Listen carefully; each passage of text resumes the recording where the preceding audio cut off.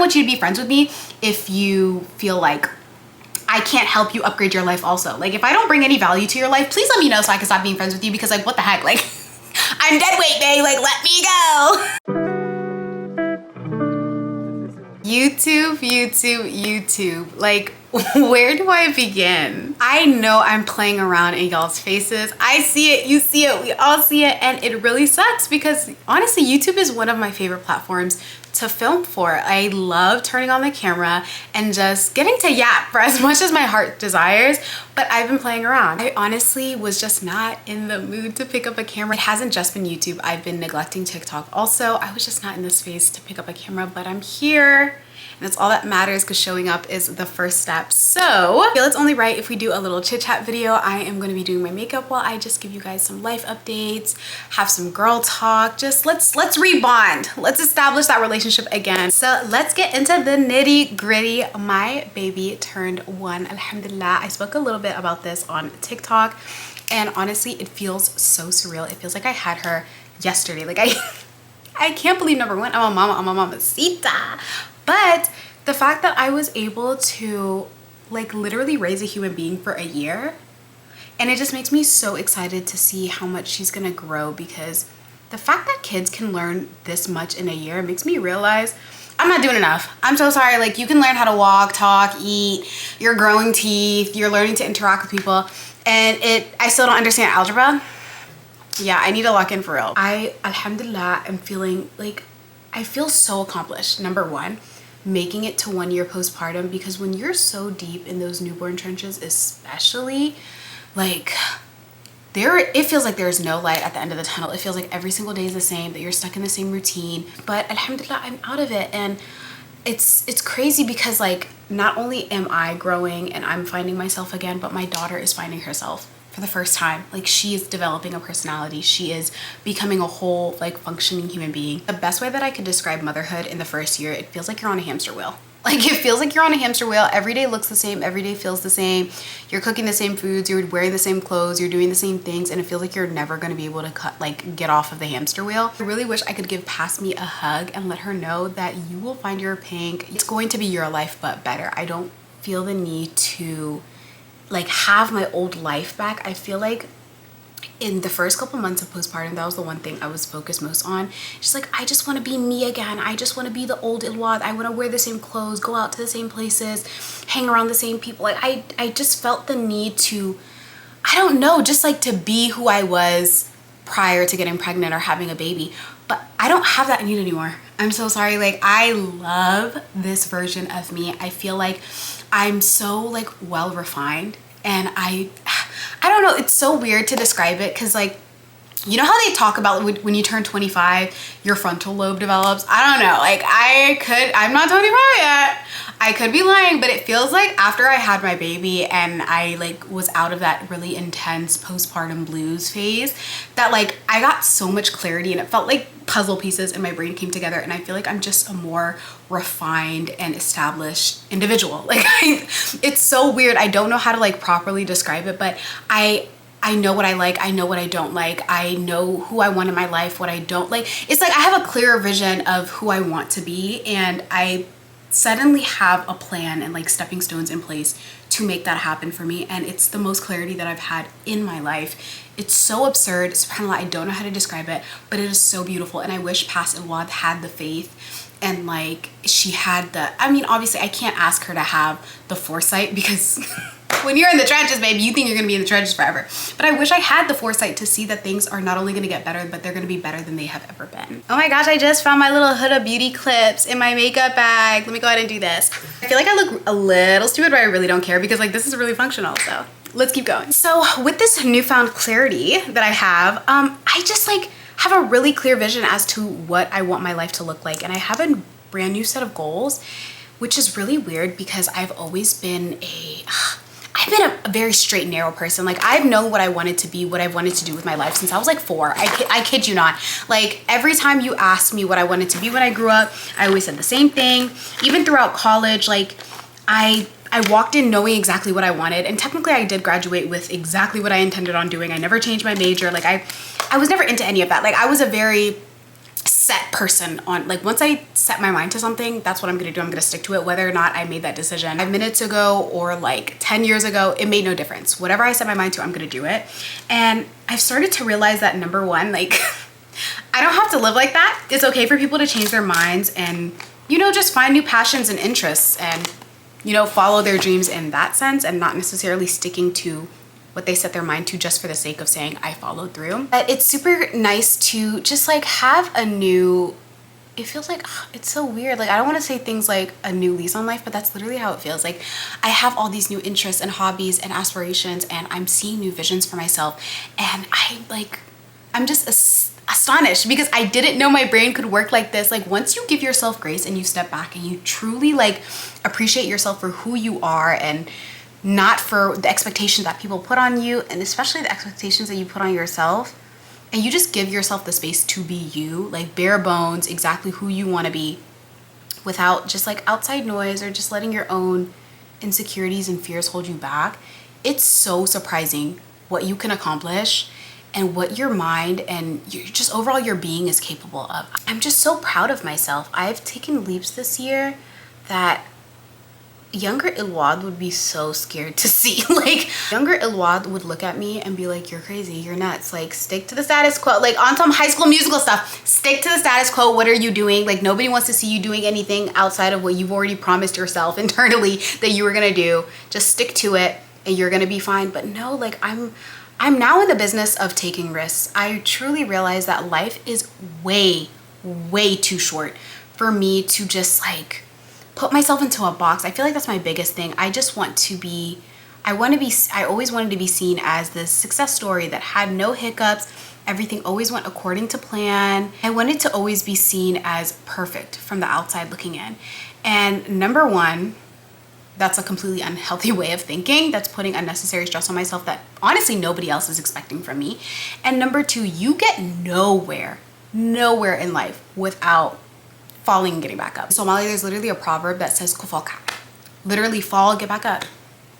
Dust yourself off, get back on the saddle. Whatever saying you want to use, it essentially is all saying the same thing. You'll figure it out eventually. There's going to be hiccups. There's going to be like situations where you're not too happy or things don't work out in your favor. But the main thing is getting back up on the horse, believing in yourself and not allowing yourself to let setbacks honestly set you back. Like don't let them discourage you. Also now I'm really realizing the importance of having a community. Number one, I would not have survived my first year of motherhood without my community. Having a village makes such an impact on your life, knowing that you're not alone, number one, but people care for you the same way that you care for them. I am a lover girl, and it's not only in relationships, like romantic relationships, it's in like friendships, it's in bonds. Like I love everyone around me. The way that my friends and my family showed up for me in this past year and let me know that I am not alone and that they love me maybe even more than I love them, I am so eternally grateful. And sometimes I'll think about it and it brings me to tears because like being freshly postpartum or like having the postpartum blues or postpartum sadness or just overall when you're in a space where you're not like entirely feeling yourself, you're so vulnerable. And for people to number one, see the vulnerability, that's one thing, right? Because a lot of people, if they really truly don't have your best interests at heart, if they don't want to acknowledge or necessarily deal with your issues, they'll act like they don't see it. So to be seen is to be loved. That's truly like the motto that I've been living by, because for people to acknowledge your vulnerability and to like pick you up when you was at your lowest, baby, I'm gonna tell you this, there's some homegirls that I have who really showed up and showed out for me in ways that I can't even, if I needed to sit down and plan like an ornate way to give back to them, I wouldn't even know where to start. 20s is such a crazy time in your life, right? Because so many things is happening and it feels like everybody in their 20s is going through different things. Like you're still finishing college, some of your friends are in school, some of your friends are not in school, they could have already graduated, some are getting married, some are having kids, clearly. Like, so like to have a solid friendship group in your 20s is already a rare situation because like, you know, like people be weird. I'm not gonna lie. Like, especially, you're finding your footing in life, and some people are ready for certain relationships and lifelong relationships, and some people are just like, they're there to teach you a lesson. I feel like I went through a lot of friendship lessons, especially in my early 20s, but I'm done with the lessons. Lord, please. Lord, please, I'm begging. I am so grateful for the women that are in my life that have showed me what true friendship is. It's like, these are the people that I was hoping and praying in my teenage years. Like back when I was like 16, 17, struggling with female friendships, like struggling with finding bonds that would stick, struggling with, when you're a teenager and like you're dealing with drama and just like he said, she said, all that stuff. And you're just like, ugh, I wish I had a really solid group of friends. This is what teenage Iwad was dreaming of. Time and time again, these women have shown up for me, and they've showed me what it is to be loved. Number one, like I feel like before I even got married, my homegirl showed me what love was. By the time my husband walked into my life, I already like knew what my standards were because my homegirl said it. Little did they know, right? So it's just like, I feel so eternally blessed because in this time, first of all, I feel like on the ladder, it is so hard to make friends as you get older. It's just, I feel like community isn't really the same anymore. You don't have third spaces. Like, it's, unless you're meeting people on social media, you're not really meeting people at school anymore. You're not meeting people at work. Like, you're not really meeting people in general, let alone people who are going to be good friends of yours and stick around through all of your life craziness. Just to, number one, say that I have a good group of friends that have lasted through college, through marriage, through childbirth, through ups, through downs, through like all sorts of stuff. That is a blessing in and of itself. I love surrounding myself with people who are doing better than me. I don't care if you make $150 more than me. Teach me how you do it. And that's like the era that I'm in. Number one, everybody knows I ain't never been a gatekeeper. What? If you ask me what color socks I have on and where I bought them, baby, I'm gonna tell you. I'm gonna send you a link to exactly where I bought the socks. I never kept anything to myself. I just love women who are like that also, especially when they are doing better than me. I am number one to admit I'm not exactly where I need to be in life, and that's okay, because that's the whole point of life. You keep growing, you keep getting better. Like that's the whole vibe, baby. That's why we're here. And I just love populating my social media with women who are doing good for themselves, that are happy, that are healthy, that are in tune with their deen. Number one, first and foremost, like, baby, you're on your deen and you're deening right. Exactly, number one. But also who are just like overall successful, confident in themselves, like confident in what they do, how they look every day, how they feel, and like also who know when to be real and be vulnerable, and just like, just like, I just love real people. Like I love a girl who can keep it real. I used to be a people pleaser. I'm not gonna lie. Number one people pleaser right here. Like that was just my vibe, you know what I mean? Like, especially when you're young and you're impressionable and you want people to like you, you'll just say whatever to get people to like you, right? But as I've gotten older, definitely I've come to myself more, and just like, I'm happy with who I am. And if I need character development, God will give me character development, and I will take it with grace. But I don't feel the need to sugarcoat things in my life or just come off as like cherry pick perfect. Like that's not my vibe, you know what I mean? Like I am perfectly imperfect. That might be a little corny, but I don't care. But it's just like, I love real women. So like when it comes to making new friends, that's definitely the people that I gravitate towards. And it takes a lot to realize that maybe those people aren't in your town, in your vicinity, and you use social media to make friends. And I highly love that. Like, I am never shy, like never shy to DM a girl that I follow and be like, hey, I'm in love with you. Now what? Like, I'm in love with everything about you. Like, you're so rainbows and sunshine. Like, you're incredible. You're amazing. I love you. Like, how can we be best friends? And I feel like that, that extrovertedness that I show on the internet, and just like overall being willing to form those new connections, have definitely got me a lot of good friendships out of it. And I feel like right now, like I was very hesitant on making friends on social media, especially I want to say for like the first maybe 3 or 4 years on social media, because I didn't feel like my discernment was good. That was another thing. Like I had been burned in the past by friends that I feel like, hey, I need to work on my discernment and working on who is good for me and who's not. So I took a break on just like, trying to find new friends. I was happy with who I had in my life. I'm like, y'all are good. If it ain't broke, don't fix it.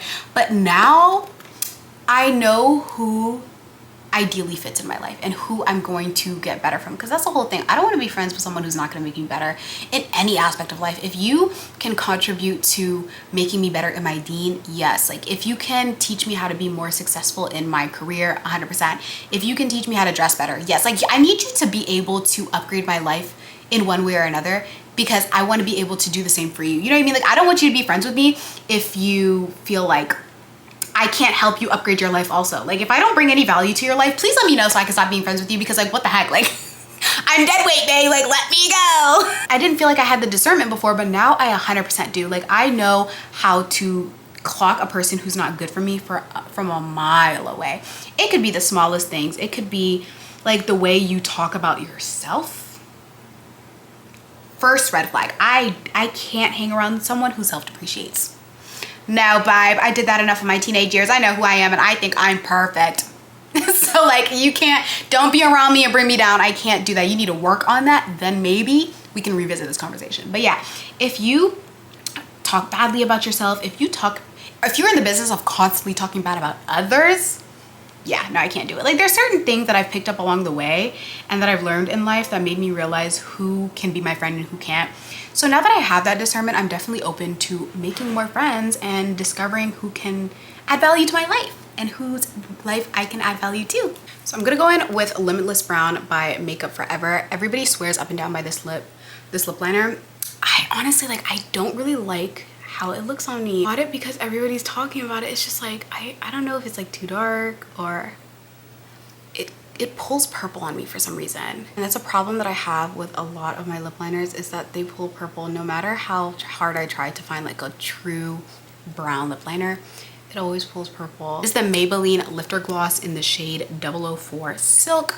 I use 008 Stone like nobody's business. It was incredible to sit in front of you guys today and chit chat. I really hope you guys enjoyed this video. I'm gonna try my hardest to be more consistent on YouTube. I thoroughly enjoyed filming for you guys, so I'm gonna use that as motivation to keep coming back and keep sitting in front of this camera and chit-chatting with you guys. I love y'all so much. Y'all mean the world to me, and hopefully I'll see you guys soon. Bye.